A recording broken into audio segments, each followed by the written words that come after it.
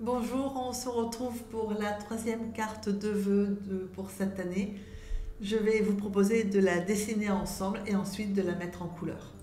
Pour réaliser vos cartes, je vous propose 10 nouvelles cartes cette année qui sont en démonstration sur la chaîne et en temps réel avec un tuto expliqué, l'esquisse, comment changer les couleurs, etc.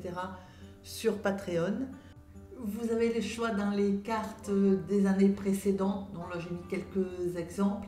Et puis les nouvelles de cette année, il y en a 10. Elles sont, que ce soit cette année ou l'année dernière ou les années avant, de styles différents, de difficultés variables, ainsi que de durées très différentes aussi. Il y en a qui sont très vite faites, il y en a qui demandent un peu plus de temps. Ça dépend des fois l'usage qu'on veut en faire et à qui on veut l'offrir. Voici le matériel avec la palette alternative, puisqu'il suffit d'un rouge, d'un bleu, de préférence transparent, d'un vert. Alors si vous avez du vert de périlène, c'est mieux, sinon vous le foncez avec un tout petit peu de rouge et du bleu, ou bien du violet, ou de la terre de sienne brûlée. Et un petit peu de blanc si vous voulez faire de la neige. Alors on va commencer à dessiner, par contre je l'ai mis en x2, donc vous pouvez ralentir la vidéo avec les paramètres. Donc j'ai commencé par tracer l'axe et ensuite j'ai fait les feuilles de houx. Donc c'est du zigzag en fait, en schématisé, du zigzag un peu avec au lieu que le creux soit pointu, il est arrondi en fait. Voilà, donc vous faites vos feuilles de houx, c'est pas très compliqué à dessiner. Et ensuite vous placez donc les boules, parce que ça donne un repère. Moi je commence par peindre les boules parce que du coup on voit enfin, ça permet de se situer. Donc voilà, j'ai dessiné mes 3 feuilles de houx et c'est tout. Le reste je le fais directement au pinceau, enfin mis à part les baies. Je dessine donc les baies et les 3 feuilles.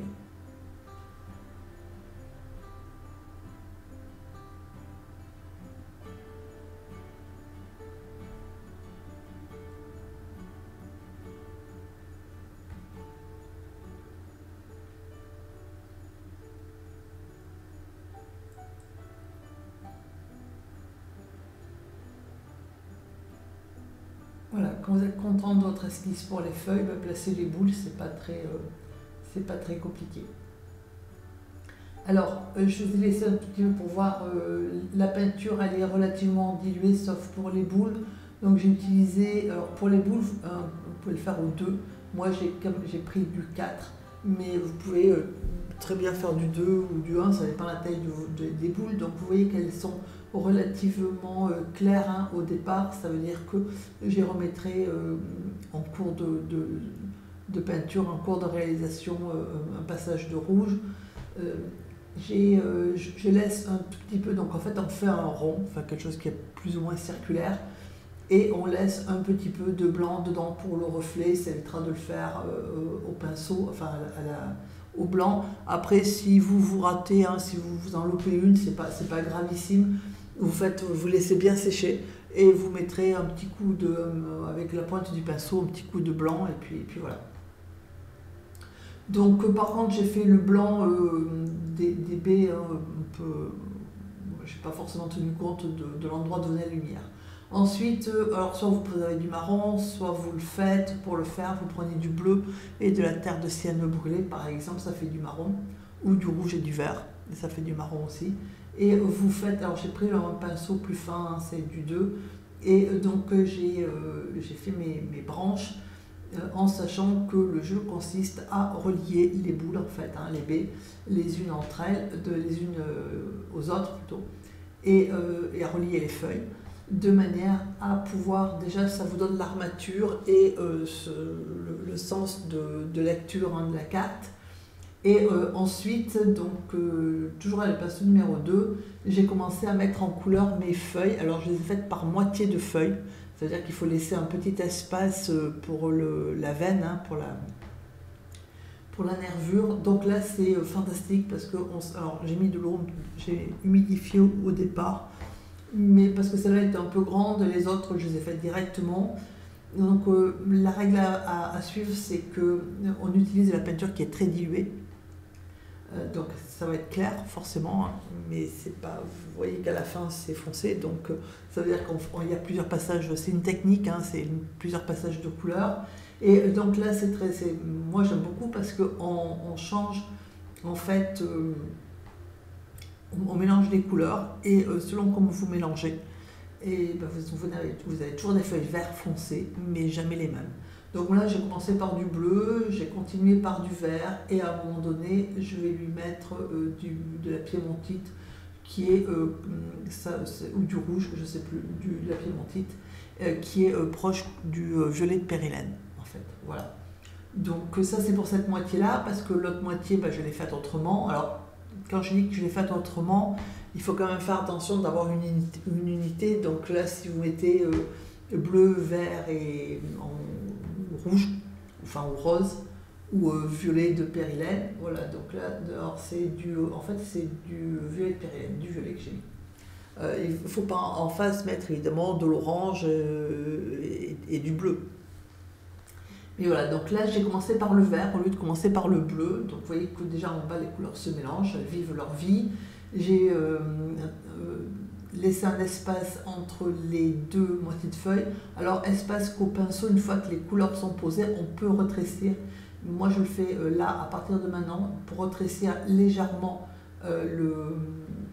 l'interstice, parce que je trouve que c'est plus facile que quand on peint au départ, de poser la peinture. Voilà, donc là j'ai pris sur les mêmes couleurs mais pas dans le même ordre. J'ai commencé par le vert, ensuite j'ai ajouté le violet et pour finir un peu de bleu, et vous voyez que bien sûr que ce sont les mêmes couleurs. Voilà, là je suis en train de retrécir, mais ça n'a pas le même rendu parce que l'ordre des couleurs n'est pas le même. Et je me suis amusée en fait entre ces trois couleurs à peindre mes feuilles de la même façon, enfin avec les trois mêmes couleurs, mais pas forcément dans le même ordre et pas forcément dans la même quantité. Ensuite, alors là j'ai fait avant que ça sèche, mais si c'est sec, c'est pas un souci non plus. Le deuxième passage de couleur, donc là j'ai mis du vert, et c'est pour ça que je vous conseille d'utiliser des pigments transparents, parce qu'on voit bien que par transparence on voit déjà ce qui était dessous. Sauf si ce vert un peu gris vous convient, auquel cas vous laissez comme ça. Mais moi j'ai mis un petit coup de vert par dessus, et justement comme ce sont des pigments transparents, on voit les feuilles ont plusieurs nuances. Alors ça c'est donc les feuilles, le temps qu'elles sèchent, parce qu'il y a quand même des choses on peut faire dans l'humide, mais il y a des moments où il faut quand même les laisser sécher. J'ai fait les petites feuilles, alors ça ressemble à rien, enfin c'est-à-dire qu'en fait, faut pas, je sais que le hou, voilà, il n'y a pas des petites feuilles comme ça sur le hou, mais ça habille bien ma carte. Du coup, voilà, faites quelques tiges en bas pour faire croire que c'est ces petites feuilles qui ont de tiges. Et je les ai mis les mélanges en bas, hein, j'ai laissé la palette exprès. En fait, c'est du vert mélangé avec un tout petit peu de violet de périlène et, voilà, et dilué, et ça vous donne cette espèce de vert gris qui est dans les mêmes tons que le hou, mais plus clair parce que je voulais pas quelque chose de trop foncé. Et ensuite, j'ai fait quelque chose qui ressemble à un épicéa, un pin, un sapin, ce que vous voulez. Voilà, donc, alors, plutôt un sapin qu'un pin, parce que le pin a des aiguilles plus longues. Avec le pinceau donc fin, hein, le pinceau numéro 2, j'ai fait une tige toute frêle, toute petite, et puis ensuite j'ai mis mon vert en faisant attention d'avoir de temps en temps des aiguilles vert foncé et de temps en temps du vert moyen. Voilà, et j'en ai fait, alors, parce qu'au départ c'était pas vraiment des aiguilles de sapin que je voulais faire. J'ai une plante, je sais pas comment ça s'appelle, c'est une espèce de ficus ou je sais pas quoi, mais qui est dans l'autre sens, qui est verticale, et qui ressemble un peu à ça, et c'était plutôt ça au départ que je voulais faire. Et puis finalement, moi, je me suis dit, bah, une plante non identifiée, c'est pas plus mal. Et comme mes feuilles sont sèches, après j'y passe. Alors c'est la technique du glacis qu'on m'avait demandé d'expliquer il y a quelque temps déjà, et que j'avais pas expliqué parce que j'avais rien qui se prêtait à ça. Et en fait, le glacis, c'est un jus, si vous voulez, donc, sauf que moi, c'est un jus un peu épais que vous passez, ça se fait souvent sur les bouquets, pour unifier. Et du coup, j'unifie ma couleur de feuille avec mon vert. Et en même temps, je passe sur un nervure, ce qui fait que ma nervure est colorée sans que voilà, je fasse plus que ça. Et donc, il faut bien laisser sécher là. Par contre, pour cette étape-là, donc, vous voyez que moi, je prends directement dans le tube, c'est-à-dire que c'est vraiment du blanc, enfin, c'est du blanc de titane, mais la gouache, c'est pareil. C'est vraiment non dilué, pinceau très humide et peinture non diluée, sinon c'est catastrophique. Voilà, donc je vous l'ai montré avec le tube, je vous montre un peu plus près. Donc après, vous déposez la neige où vous voulez. C'est aussi pour ça que j'ai fait plein d'aiguilles en bas pour pouvoir poser ma neige. Voilà, donc j'espère que ça va vous inspirer, que vous allez faire de super cartes. Je vous dis à très bientôt.